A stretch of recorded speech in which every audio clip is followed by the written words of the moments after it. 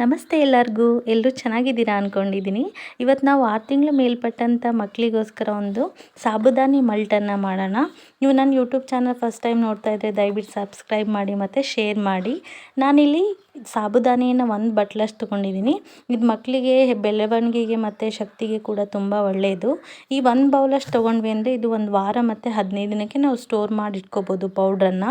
ಈ ಮಿಕ್ಸಿ ಜಾರ್ಗೆ 1 ಬೌಲಷ್ಟು ಸಾಬುದಾನಿ ಹಾಕಿ ಮತ್ತು 4 ಪೀಸಷ್ಟು ಬೆಳ್ಳುಳ್ಳಿಯನ್ನು ಹಾಕಿ, ಇದು ಡೈಜೆಷನ್ನಿಗೆ ಒಳ್ಳೆಯದಾಗುತ್ತೆ ಮಕ್ಕಳಿಗೆ ಮತ್ತು ಗ್ಯಾಸ್ ಗೀಸ್ ಆಗಲ್ಲ.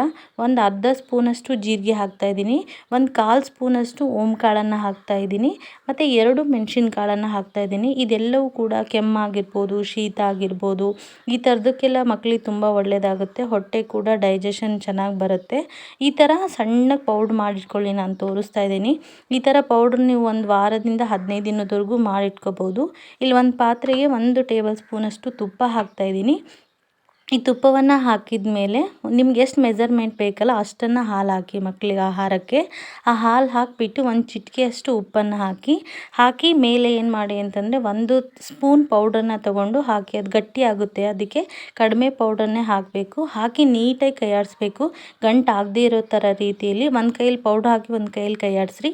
ನಿಮಗೆ ಗಂಟಾಗುತ್ತೆ ಅನ್ನೋ ಭಯ ಇದ್ದರೆ ಲೋಟದಲ್ಲೇ ಸ್ವಲ್ಪ ಹಾಲು ಮತ್ತು 1 ಸ್ಪೂನ್ ಪೌಡ್ರ್ ಹಾಕಿಬಿಟ್ಟು ಕಲಸಿ ಆಮೇಲೆ ಹಾಕಿಬಿಟ್ಟು ನೀವು ಕೈಯಾಡಿಸ್ಕೋಬೋದು.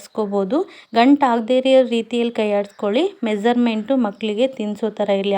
6 ತಿಂಗಳು ಮೇಲ್ಪಟ್ಟಿರುತ್ತಲ್ಲ, ಸ್ವಲ್ಪ ತಿಳಿನೇ ಇರಲಿ ಮಕ್ಕಳಿಗೆ.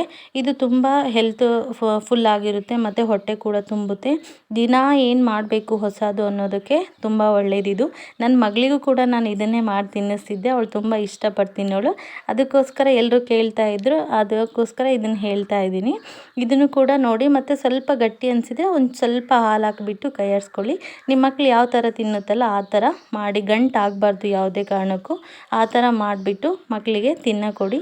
ಈ ಥರ ಡೈಲಿ ಏನಾದರೂ ಮಾಡಿ ತಿನ್ನಿಸಿದ್ರೆ ಮಕ್ಕಳು ಖುಷಿಯಿಂದ ತಿಂತಾರೆ. ಈಗ ನನ್ನ ಯೂಟ್ಯೂಬ್ ಚಾನಲನ್ನು ಫಸ್ಟ್ ಟೈಮ್ ನೋಡ್ತಾ ಇದ್ದರೆ ದಯವಿಟ್ಟು ಶೇರ್ ಮಾಡಿ, ಲೈಕ್ ಮಾಡಿ, ಕಮೆಂಟ್ ಮಾಡಿ. Thank you.